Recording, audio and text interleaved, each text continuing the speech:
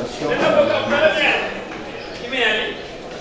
cela étant, nous sollicitons de votre tribunal la disjonction de poursuites relativement aux préventions de l'implication dommageable et la dénonciation calomnieuse.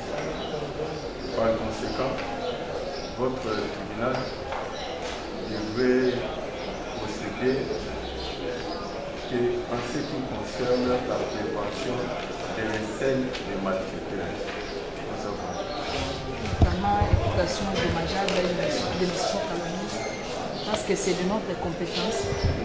Nous sommes aussi devant un autre tribunal où, dans la présentation des faits, vous allez le remarquer, nous sommes devant les tripés Gombe.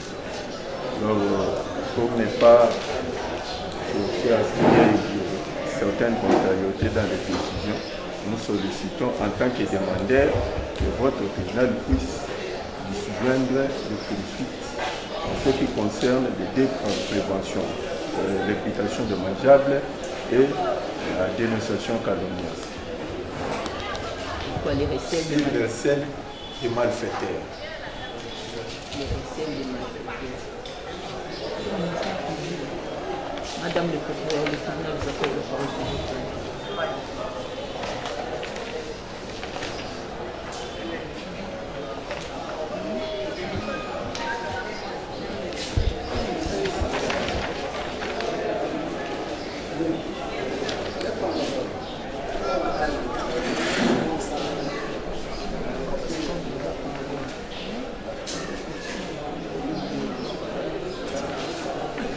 Madame le Président.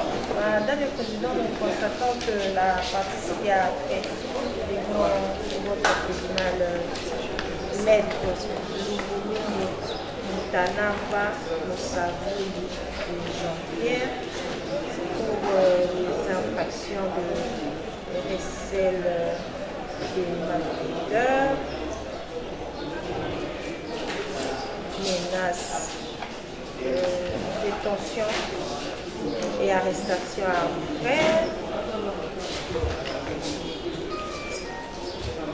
et qu'à l'audience de ce jour, il sollicite de votre tribunal que la prévention d'arrestation arbitraire est instruite à ce jour devant les tribunaux des séants, nous imaginons, parce que le RP, sous les RP 31 509 bar chambre 1, mais tout à l'heure il soutient que les mêmes faits sont également instruits devant les tribunaux de paix, plutôt de Kinshasa-Gombe, et pour éviter qu'il y ait contrariété des décisions, que votre tribunal puisse disjoindre le poursuite en mettant hors cause la prévention sus-indiquée pour n'évoluer qu'avec la prévention des recels des malfaiteurs. Nous pensons, Madame le Président, qu'il s'agit ici d'une citation directe dans la main du ministère public que nous sommes a été forcés et que la partie qui estime évoluer simplement avec une prévention et que votre tribunal pourra faire droit à ces demandes simplement parce que c'est la même partie qui vous a saisi et qui sollicite à ce que votre tribunal puisse mettre de côté la dite prévention. Nous avons dit. Le tribunal vous remercie, madame. Et suspend momentanément ce mouvement. Avocat au barreau de Kinshasa Matete pour les participantes. La famille. Oui, votre nom? Présentez-nous brièvement les faits. Distingués membres de la composition, si nous sommes par devant vous par citation directe, c'est par rapport au fait suivant. Le tribunal de paix de Kinshasa, Gombe, était saisi contre un certain nommé Kayem Ali Nassar, un sujet libanais qui était poursuivi pour abus de confiance et qu'il fut condamné pour ce faire par ce tribunal à travers son jugement sous le RP 31-275. Jugement qui fut rendu en date du 26 avril 2024. Laquelle décision avait condamné le prévenu à la peine de servitude pénale. Nous venons de dire que ce jugement a été prononcé le 26 avril 2024 et le 30 avril, donc 4 jours après, le ministère public s'est pourvu en appel devant le juge d'appel par son acte d'appel qui se trouve dans le dossier.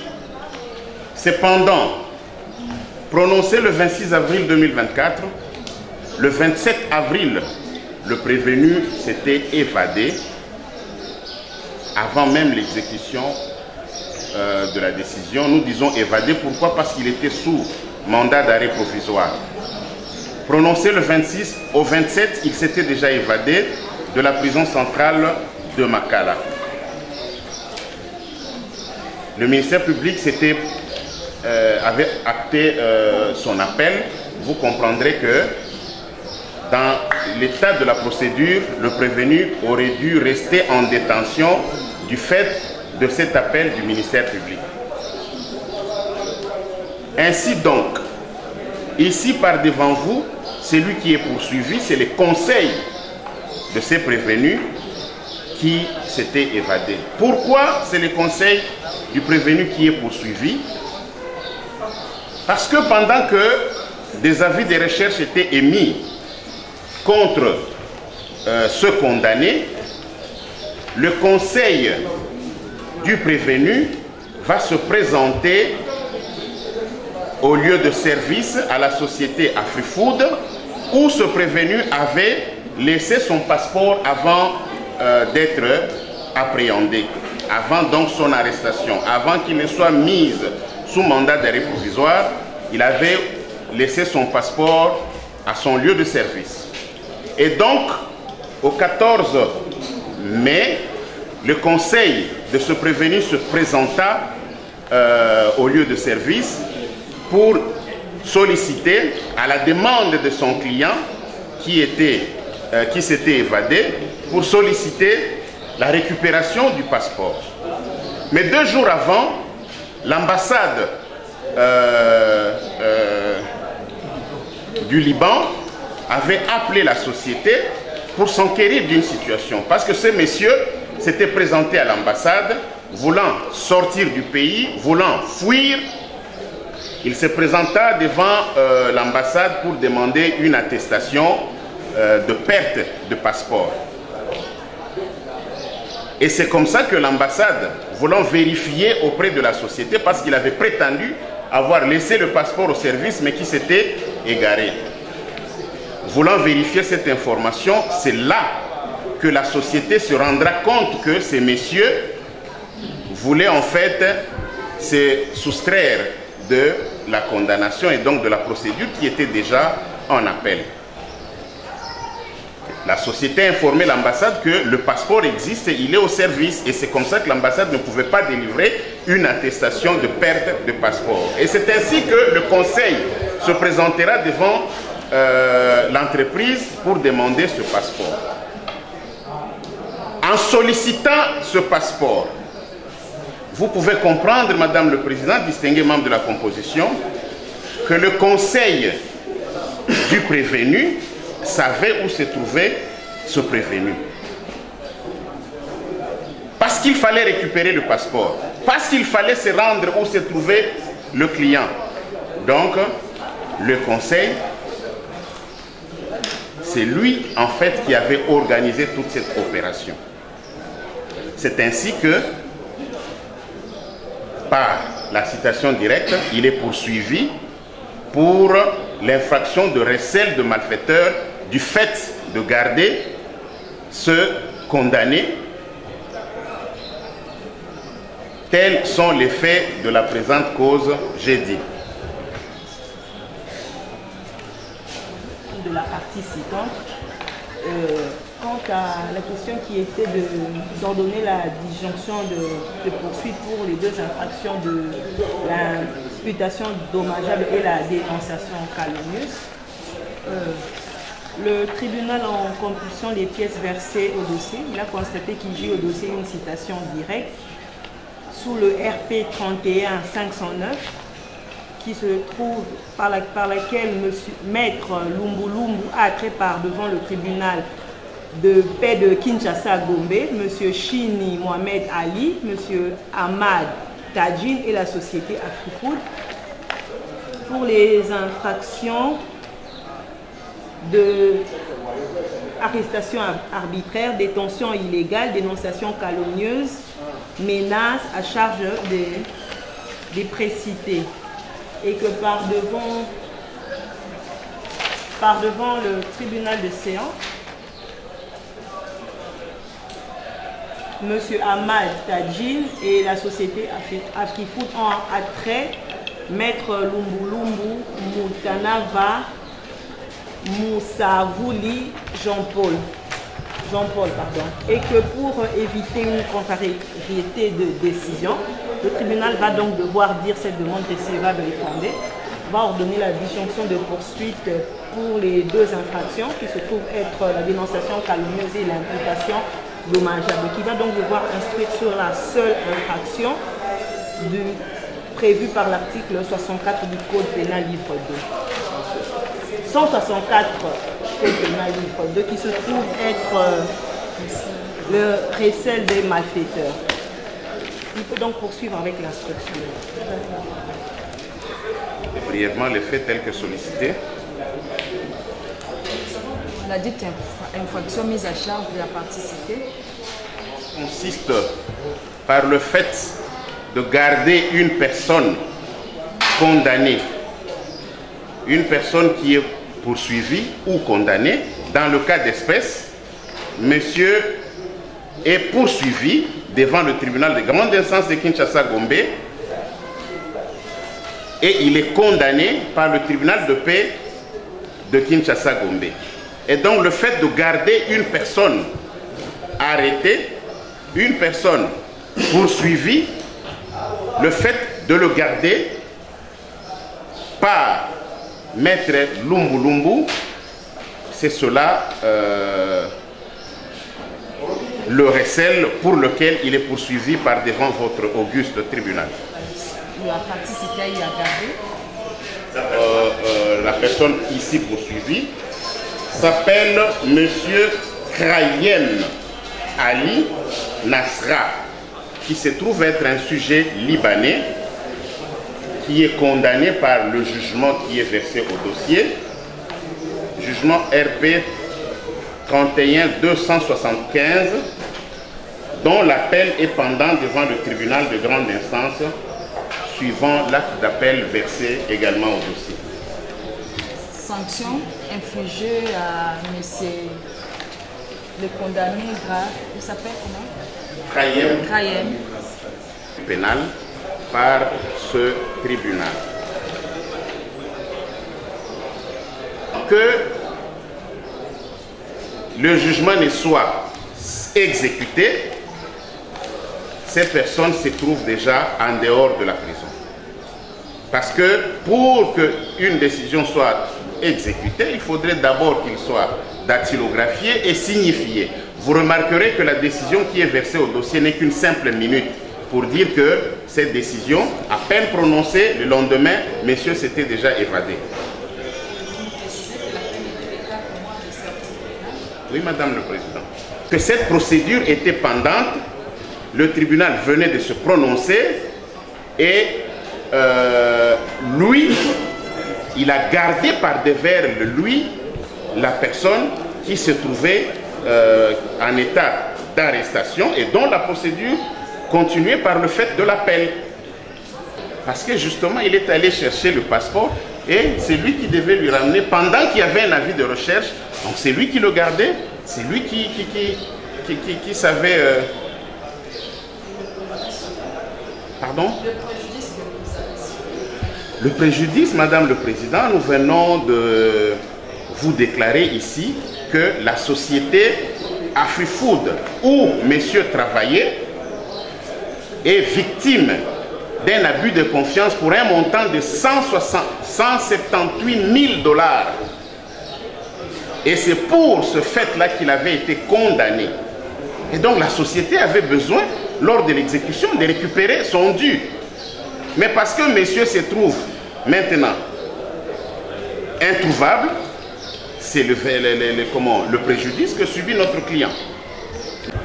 Que ce soit moi qui récupère le passeport, je sais où se trouve le monsieur, je sais où je le garde.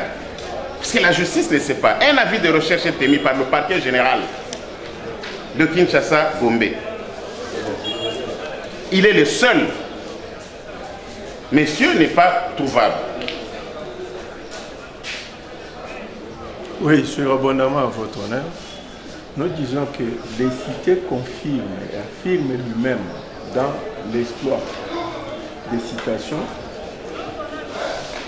par lesquelles plutôt les tripés Gombe est saisi. Il affirme dans cet exploit-là avoir pris contact avec la personne recherchée par la justice. Il lui a demandé d'aller chercher son passeport à la société. Et comment donc pouvait-il rentrer avec lui en contact? Et quand il va prendre le passeport, il va le déposer où? Parce que le monsieur est ici, mais il est introuvable. Même la justice ne sait pas où le trouver. Il y a un avis de recherche émis contre lui. Pardon? Les déclarations en question sont mentionnées. Vous pouvez lire la pièce côté 9, au 3e paragraphe.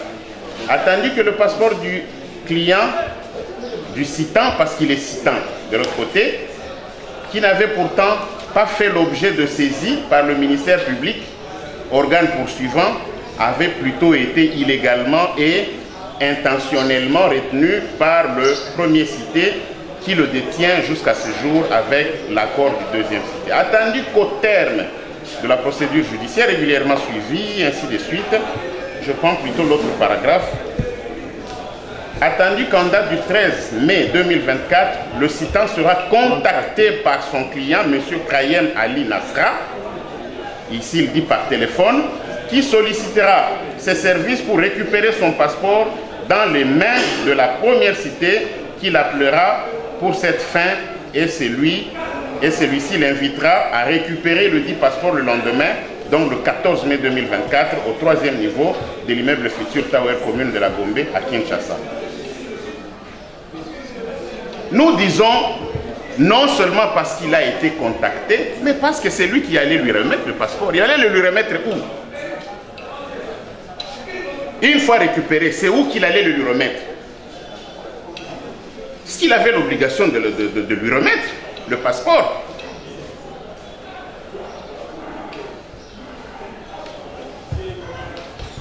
Merci Madame le Président. Parce que la partie citée n'a pas comparé à l'audience de ce jour. Nous estimons, même même si elle avait comparé, nous estimons que la charge de la preuve incombe à la partie citante qui a initié cette action. Ce que le ministère public veut avoir, c'est justement la preuve de cet élément recel. Parce que les déclarations telles que mentionnées dans la citation directe initiée par le cité devant le tribunal de paix de Kinshasa-Gombe ne transmet pas la garde incriminée à ce jour à cette partie. Parce qu'elle ne comparait pas, elle laissait dire au tribunal effectivement je garde ou je ne garde pas. Ce c'est la partie citante qui dit au tribunal qu'elle garde ou elle fait garder parce qu'elle sait où se trouve à ce jour la personne condamnée. Cet élément-là, Madame le Président, qui va rassurer les tribunaux ou arracher la conviction du tribunal de l'existence d'éléments matériels se trouve mentionné où?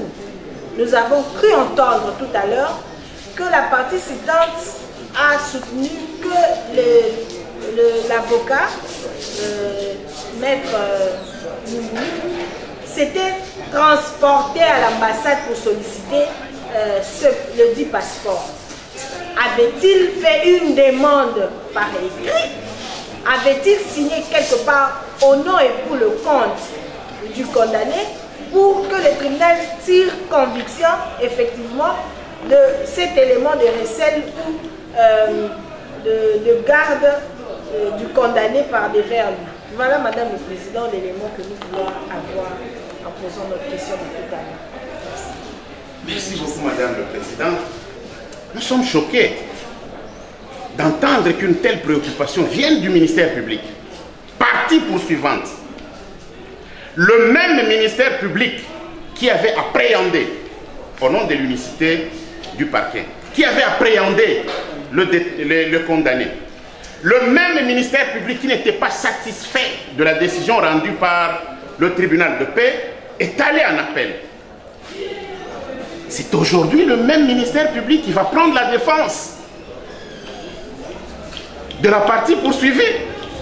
Madame le Président, nous aimerions d'abord corriger un fait. Nous n'avons jamais dit que c'est l'avocat qui s'était présenté à l'ambassade.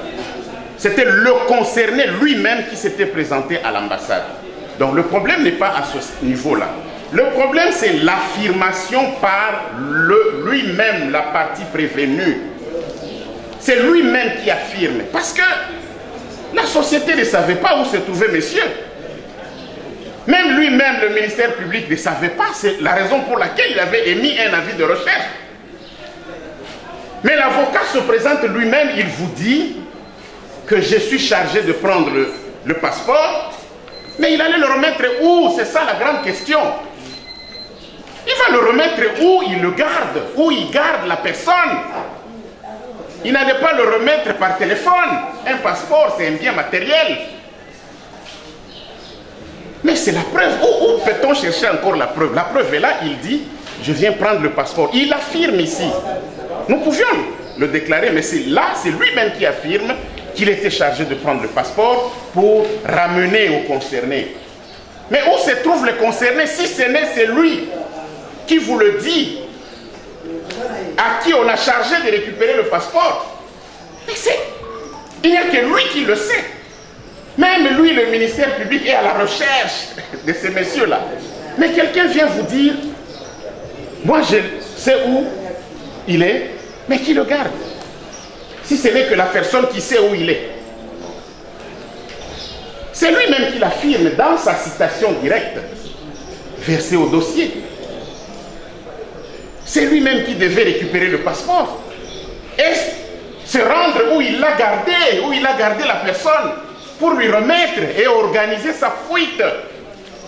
Une telle question ne pouvait pas venir du ministère public qui a besoin de retrouver cette personne. Et maintenant, avec cette citation directe, il sait au moins qui garde cette personne par ses propres déclarations. Nous disons donc, Madame le Président, cette citation directe, c'est la preuve recherchée par le ministère public, parce que Maître Lungu vous dit, à travers cette citation directe, moi, je sais où je le garde. Parce que, une fois récupéré le passeport, il allait se rendre. Il allait se rendre où il le cache, dans cette cachette-là, pour remettre le passeport. Nous, avocats, nous sommes auxiliaires de la justice. Nous devons contribuer justement à cette justice-là. Nous, avocats, nous savons que monsieur est recherché. Nous, avocats, nous venons récupérer les passeports pour ramener où nous avons caché cette personne. Et ça ne devrait pas être le ministère public, qui devait d'ailleurs se réjouir qu'au moins j'ai une personne qui va m'amener à récupérer cette personne condamnée pour qui je suis en appel. Parce qu'il n'est pas satisfait de la condamnation pour un abus de confiance de 178 000 $, une condamnation de 4 mois de servitude pénale. Il n'en est pas convaincu, il va saisir le juge d'appel. Donc, nous disons, Madame le Président, le ministère public doit se réjouir que maître s'est offert pour lui dire que moi, je sais où j'ai gardé la partie condamnée. J'ai dit. Krayen Ali, le condamné après s'être évadé de la prison pour le garder. De sa propre affirmation, lorsqu'il est le seul à savoir où il allait remettre le passeport, c'est lui qui le garde. Parce que le ministère public est incapable de les retrouver. Parce qu'il s'est caché. Mais qui le cache si ce n'est que la personne qui sait où il se trouve, qui sait où il allait lui remettre le passeport. Nous pouvons aller à la plaidoirie. Merci beaucoup. Pour nous accorder. Nous avions dit tout à l'heure, dans la présentation des faits, que Maître Lumbulumbu, que nous avons amené devant votre service tribunal pour le fait des recettes des malfaiteurs, s'est illustré en date du 27 avril 2024, entre le 27 avril, entre le 27 avril 2024 à ce jour, une période non encore couverte par la prescription, avec la connaissance de la condamnation dont fait l'objet M. Krayen,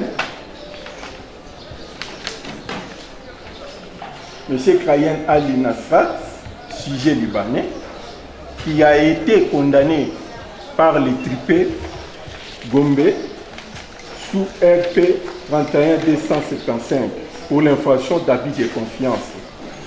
Et c'est pour avoir dissipé la somme de 178 000 $ au préjudice de la deuxième citante, la société AfriFood Saint-Louis.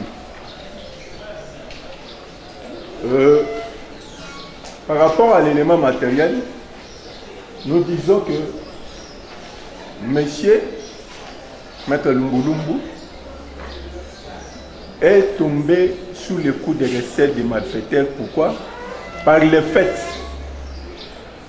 de venir, d'entrer en contact et de venir demander les passeports de M. Krayen, qui est un fugitif condamné par la justice congolaise. Nous nous posons la question de savoir où est-ce qu'il allait lui remettre. Une fois récupéré ce passeport, il allait le lui remettre où? Donc, le fait pour Maître Lumbulumbu de garder ou de faire garder M. Krayen afin de lui faciliter la reprise du passeport pour le lui remettre et que ce dernier puisse sortir du pays, constitue l'élément matériel d'une manière épatante de cette infraction. Par rapport à l'élément moral, nous disons que Maître Lumbulumbu, c'est en connaissance des causes que M. Krayen est condamné. Il sait pertinemment bien, en connaissance des causes, il sait que M. Krayen est condamné.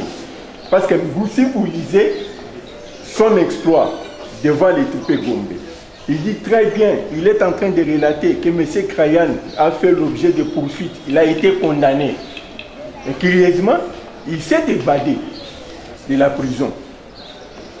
Et que le ministère public qui l'avait arrêté est allé en appel. Donc l'affaire continue. Il n'a jamais été signifié de cette décision qui le condamnait. On a émis un avis de recherche contre lui. Il est recherché. Mais voilà que Maître Lumbulumbu dit avoir été en contact avec ce monsieur. Donc Maître Lumbulumbu sait où il garde ces messieurs, ou sait où il les fait garder. Et donc, sachant très bien que M. Krayan fait l'objet de poursuites, a été condamné, cela constitue l'élément matériel de la dite infraction. Par rapport au préjudice, nous vous disons que M. Krayan a dissipé 178 000 $. La société Afifou ne sait pas récupérer cet argent. Et il a fait foi à la justice congolaise, de sorte que la justice puisse la rétablir dans ses droits. Mais voilà que M. Krayan a pris la fuite, s'est évadé de la prison et qu'il est toujours au Congo et il est en contact avec Maître Lumbulumbu, puisque la justice elle-même ne sait pas toujours M. Krayan. Et que Maître Lumbulumbu sait là où il est. Voilà pourquoi nous amenons Maître Lumbulumbu par devant vous. Son comportement nous a préjudicié énormément. Nous avons, là, en tant que société, nous avons engagé des avocats. Pas seulement ici, mais même là-bas. Or, là-bas, on a jusqu'à maintenant récupéré aucun nom. Donc, le préjudice est énorme. Voilà pourquoi nous citons pour dire que vous allez devoir, quand vous allez vous retirer, donc je vais me faire compléter par mon estimé confrère. Non, votre honneur, vous constaterez que Maître Lumbulumbu s'est illustré à un criminel. Le fait d'avoir opéré, gardé, fait garder un criminel recherché par la justice congolaise, c'est un comportement qui ne peut pas vous enchanter. Alors que vous, en tant que juge, vous devrez tirer les oreilles pour faire subir la requête de la loi. Nous allons compléter notre distingué confrère. Nous visons ce qui suit, Madame le Président, distingué membre de la composition. Il y a une précision de taille qu'il va falloir apporter par rapport à l'arrestation et à la condamnation de M. Nasra. Parce que nous pouvons être tentés de croire, du fait d'avoir été condamné à 4 mois de servitude pénale, alors qu'il avait déjà fait 5 mois en détention préventive, en principe, il pouvait recouvrer sa liberté. Seulement dans le cas d'espèce, devant le premier juge, où le ministère public seul poursuivait ces messieurs-là, parce que même la société ne s'était pas constituée partie civile. Après avoir été condamné le 26 avril, alors que cette décision n'était pas encore exécutée, parce que l'exécution pouvait amener à le libérer, alors que cette décision n'était pas encore exécutée, sachant que l'appel du ministère public devait le retenir dans cet état d'arrestation. Voilà pourquoi il a organisé son évasion. Nous disons donc que cette décision n'avait jamais été exécutée, et comme preuve, c'est la minute qui se trouve dans le dossier que vous avez par devant vous. Ça, c'est une chose.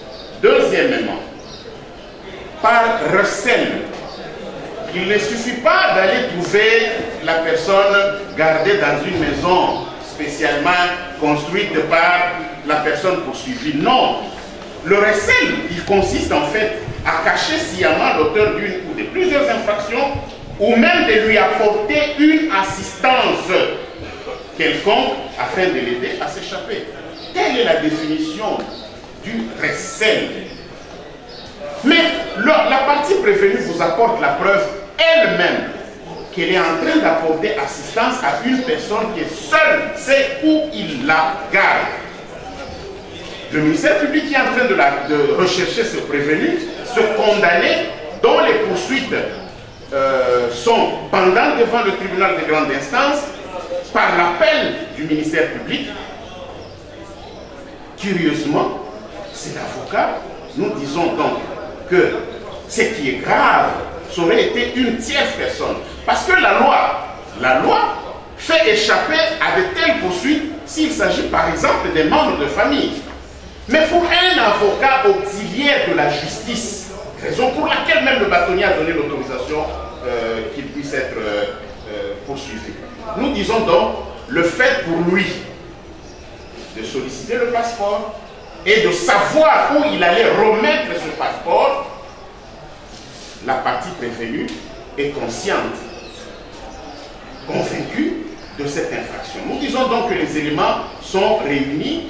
Il y a l'élément matériel qui est celui-là, qui peut se démembrer en 3 points qui sont le recel. Nous venons de démontrer, personne poursuivie ou condamnée. Nous venons de démontrer et d'apporter les preuves par les pièces qui sont versées au dossier. Personne recherchée ou qui s'est évadée, nous avons également apporté de preuves. Élément intentionnel, il n'est pas à rechercher loin. L'avocat sait que son client est condamné, son client est poursuivi devant le tribunal de grande instance. Il aurait pu même apporter son concours en ramenant cette personne et attendre que les juges d'appel puissent l'acquitter. Mais curieusement, le fait de solliciter le passeport, c'est même une preuve de son intention criminelle de vouloir faire évader une personne qu'il sait pertinemment poursuivie et même condamnée. Nous disons donc, Madame la Présidente, que tous les éléments sont réunis et par ce fait, nous allons disposer. Nous disons donc qu'il vous plaise de déclarer la présente action recevable et parfaitement fondée et de dire établi en fait comme en droit l'infraction de recel de malfaiteur, de condamner le cité aux peines, à la peine la plus lourde prévue par la loi, par le fait de sa qualité,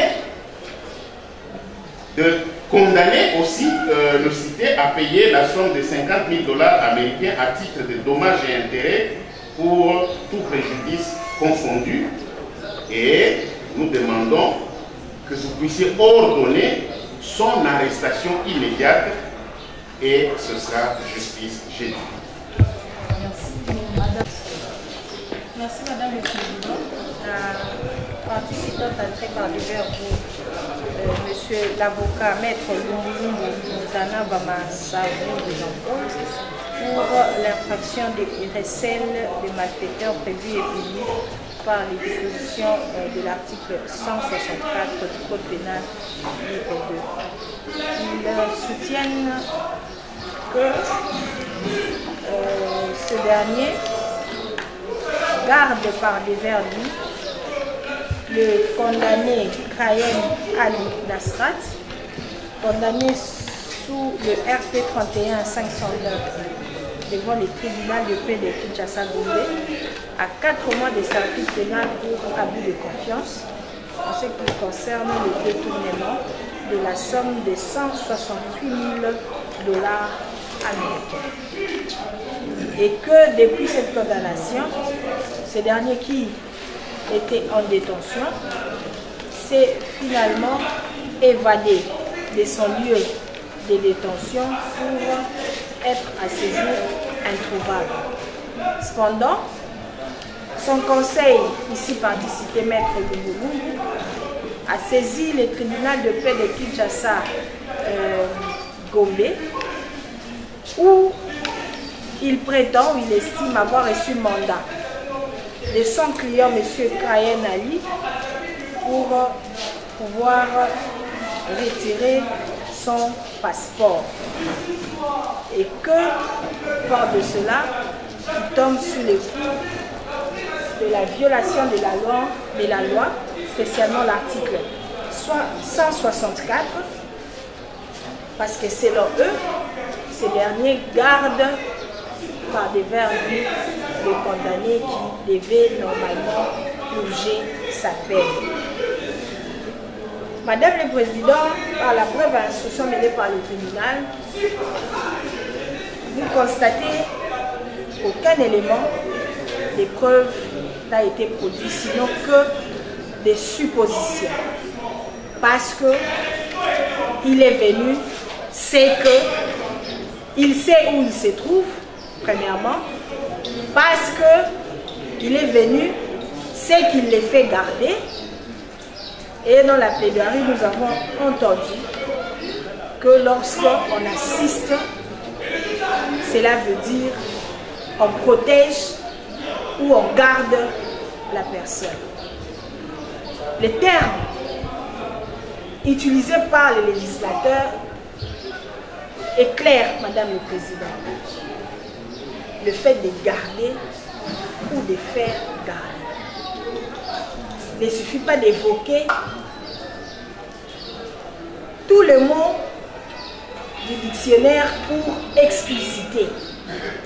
Cela entre dans le cadre de tenter de pouvoir induire le tribunal en erreur que nous connaissons à guérir. Rien, Madame le Président, qui démontre clairement que le condamné séjourne sous la protection du cité. Voilà ce que signifie le recel. Rien, Madame le Président, démontre que ce dernier est sous la garde, même lointaine, du cité, démontré à ce jour par la partie citante. Parce que tout ce qui a été dit relève que d'une simple supposition. Que lorsque l'on reçoit mandat, on est supposé garder la personne. C'est même le conseil qui se tienne à ce jour. Ont-ils la possibilité, en tant que conseil d'un condamné, de pouvoir l'amener au lieu de sa détention pour le déposer, pour l'y déposer, Madame le Président? Nous nous posons cette question parce que finalement, on est investi d'un certain pouvoir lorsqu'on est conseil de quelqu'un, lorsqu'on reçoit mandat de représenter ou d'assister une personne en justice, devient-on automatiquement gardien de la dite personne? Nous pensons que non. Que cet élément, Madame le Président, parce que faisant défaut à l'audience de ce jour, votre tribunal tirera des conséquences que de la non-existence de l'infraction des recettes des malfaiteurs. Vous allez simplement acquitter les cités et les renvoyer libres de toute poursuite. Le fait d'un sens qui les mettrait ainsi à charge de la partie citante. C'est dans cela que vous ferez justice, nous avons dit. Merci, Madame le procureur. Étant éclairé dans la présente cause, le tribunal, vous avez déjà donné votre... Nous venons de suivre malheureusement l'organe de la loi censé poursuivre le prévenu alors que les preuves sont versées au dossier, alors qu'un exploit judiciaire, acte authentique par nature, par lequel il affirme, mais on vous dit qu'il n'y a pas de preuve. Il affirme lui-même à travers un acte authentique qui est un exploit judiciaire. Même à supposer, Madame le Président, qu'une telle information tombait dans les oreilles du ministère public, je pense qu'il devait se dire que le premier suspect, c'était celui-là. Et qu'il devait même se saisir de la personne pour essayer de comprendre davantage. Malheureusement, lui qui est censé poursuivre, partie poursuivante, qui avait requis la condamnation, qui avait obtenu la condamnation, qui s'est pourvu en appel, ne sachant pas où se trouve la partie poursuivie, il a émis un avis de recherche. Et quelqu'un vient vous dire que je sais où il est. Parce qu'il devait lui remettre le passeport. Ce n'est pas par WhatsApp qu'il allait lui remettre. Il avait besoin de son passeport pour voyager. Il le dit, il le déclare par lui-même. Et c'est ça la preuve. Où voulez-vous que la preuve soit trouvée? Est-ce que garder une personne, ça suppose le placer dans sa maison nécessairement? Nous disons non. Nous disons non. On vous dit qu'il s'agit de théorie. Mais je suis désolé. Le mot recel, qu'est-ce qu'il veut dire? Si le ministère public nous dit que non, il faudrait qu'on vienne, on trouve dans une maison. Non, nous disons, Madame le Président, que le terme recel, tel que défini par le législateur congolais, dont le ministère public se trouve être l'organe de la loi, de cette loi-là, à qui on vient de dire, je sais où se trouve monsieur, je suis non seulement en contact, parce que ça se serait limité à un simple contact, on comprendrait.